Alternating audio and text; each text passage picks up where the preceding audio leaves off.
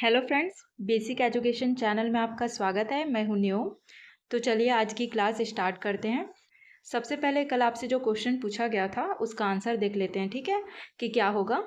Question था जिसके पास कुछ ना हो, इसके लिए एक शब्द क्या होगा, तो वह होगा आपका अकिंचन। तो राइट आंसर होगा ऑप्शन पहला। ओके, आज का पहला प्रश्न है जो सरलता पूर्वक प्राप्त किया जा सके, इसके लिए एक शब्द क्या होगा। पहला ऑप्शन है सरल, दूसरा ऑप्शन है सुलभ, तीसरा ऑप्शन है सुंदर, चौथा ऑप्शन है सुप्राप्य।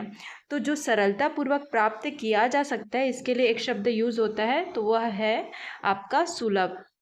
जो सरलता पूर्वक प्राप्त किया जा सकता है उसके लिए एक शब्द क्या होगा, सुलभ। तो राइट आंसर होगा हमारा ऑप्शन दूसरा।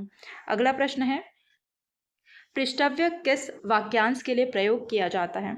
पहला ऑप्शन है पूछने योग्य, दूसरा ऑप्शन है बीता हुआ, तीसरा ऑप्शन है जिससे प्रश्न पूछा जा सके, चौथा ऑप्शन है पीछे देने योग्य। तो पृष्ठव्य जो शब्द है ये उपयोग किया जाता है आपके पूछने योग्य के लिए, यानी कि हमारा ऑप्शन पहला राइट आंसर होगा। अगला प्रश्न है जिजीविषा की किस वाक्यांश के लिए प्रयोग किया जाता है। पहला ऑप्शन है जीवन से मुक्ति की इच्छा, दूसरा ऑप्शन है जीवन की इच्छा, तीसरा ऑप्शन है जीविका कमाने की इच्छा, चौथा है किसी चीज को पाने की तीव्र उत्कंठा। तो जो जिजीविषा शब्द है ये किस लिए यूज होता है, तो ये यूज होता है आपका जीवन की इच्छा वाक्यांश के लिए, ठीक है। तो राइट आंसर होगा हमारा ऑप्शन दूसरा।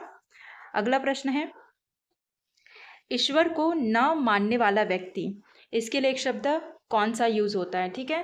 पहला ऑप्शन है सनाथ, दूसरा ऑप्शन है आस्तिक, तीसरा ऑप्शन है नास्तिक, चौथा ऑप्शन है इनमें से कोई नहीं। तो जो ईश्वर को न मानने वाला व्यक्ति है उसके लिए शब्द जो यूज होता है वह है आपका नास्तिक, ठीक है। कौन सा शब्द यूज होता है, तो वह है नास्तिक। तो ऑप्शन तीसरा हमारा राइट आंसर होगा।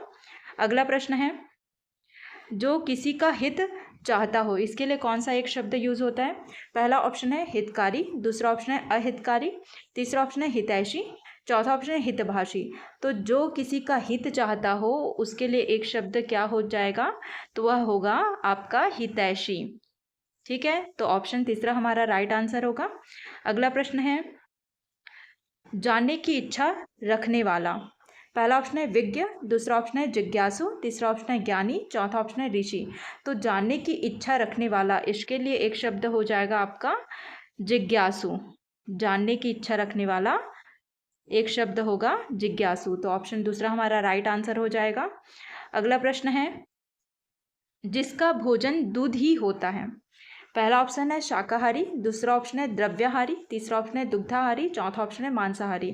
तो जिसका भोजन दूध ही होता है उसके लिए कौन सा शब्द यूज होता है, तो वह है आपका दुग्धाहारी, ठीक है। तो तीसरा ऑप्शन हमारा राइट आंसर होगा। अगला प्रश्न है इम्तिहान लेने वाला, इसके लिए कौन सा एक शब्द यूज होता है। पहला ऑप्शन है विशेषज्ञ, दूसरा ऑप्शन है परीक्षक, तीसरा ऑप्शन है अध्यापक, चौथा ऑप्शन है समन्वयक। तो जो इम्तिहान लेने वाला है इसके लिए एक शब्द यूज होता है, तो वह है आपका परीक्षक, ठीक है। तो दूसरा ऑप्शन हमारा राइट होगा। अगला प्रश्न है वह स्त्री जिसे पति ने त्याग दिया है। पहला ऑप्शन है उल्टा, दूसरा ऑप्शन है परकिया, तीसरा ऑप्शन है परित्यक्ता, चौथा ऑप्शन है इनमें से कोई नहीं। तो वह स्त्री जिसे पति ने त्याग दिया है इसके लिए एक शब्द क्या हो जाएगा आपका परित्यक्ता। परित्यक्ता ऑप्शन तीसरा इसका राइट आंसर हो जाएगा। अगला प्रश्न है मोक्ष की इच्छा रखने वाला। पहला ऑप्शन है जिज्ञासु, दूसरा ऑप्शन है योगी, तीसरा ऑप्शन है आस्तिक, चौथा ऑप्शन है मुमुक्षु। तो जो मोक्ष की इच्छा रखने वाला है, ठीक है, इसके लिए एक शब्द यूज होता है, तो वो है आपका मुमुक्षु, ठीक है। तो हमारा इस प्रश्न का राइट आंसर हो जाएगा ऑप्शन चौथा। अगला प्रश्न है थोड़ा जानने वाला, इसके लिए एक शब्द कौन सा यूज होता है। पहला ऑप्शन है अल्पज्ञ, दूसरा ऑप्शन है बहुज्ञ, तीसरा ऑप्शन है मूर्ख, चौथा ऑप्शन है अज्ञ। तो जो थोड़ा जानता है इसके लिए एक शब्द यूज होता है वह है आपका अल्पज्ञ, ठीक है। तो ऑप्शन पहला हमारा राइट आंसर होगा। अगला प्रश्न है किसी साहित्यिक कृति की समालोचना करने वाला, इसके लिए एक शब्द कौन सा यूज होता है। पहला ऑप्शन है प्रेक्षक, दूसरा ऑप्शन है समीक्षक, तीसरा ऑप्शन है उपेक्षक, चौथा ऑप्शन है परीक्षक। तो जो किसी साहित्यिक की कृति की समालोचना करता है उसके लिए एक शब्द यूज होता है समीक्षक, ठीक है।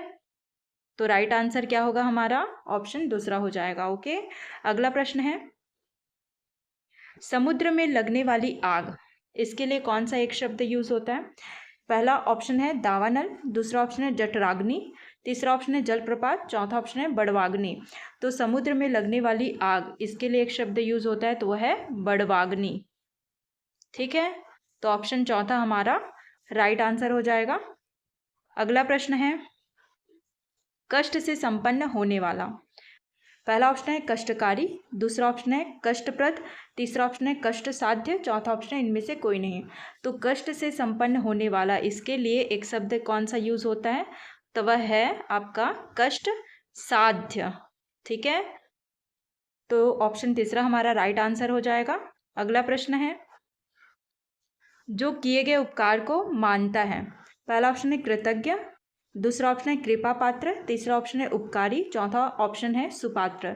तो जो किए गए उपकार को मानता है, उसके लिए एक शब्द क्या यूज होता है? तो वह है कृतज्ञ। ठीक है, तो आपका ऑप्शन पहला राइट आंसर हो जाएगा इस प्रश्न का। आपके लिए आज का प्रश्न है, जो पूजा के योग्य हो, इसके लिए कौन सा एक शब्द यूज होता है? पहला है पूजनीय, दूसरा है पूज्यनीय, तीसरा है पूज्य, चौथा है पूजनीय। तो इसका राइट आंसर आपको कमेंट सेक्शन में बताना है। आज के वीडियो में बस इतना ही। वीडियो अगर पसंद आया होगा तो वीडियो को लाइक शेयर करें और चैनल को सब्सक्राइब ज़रूर करें। थैंक यू, मिलते हैं अगले वीडियो में।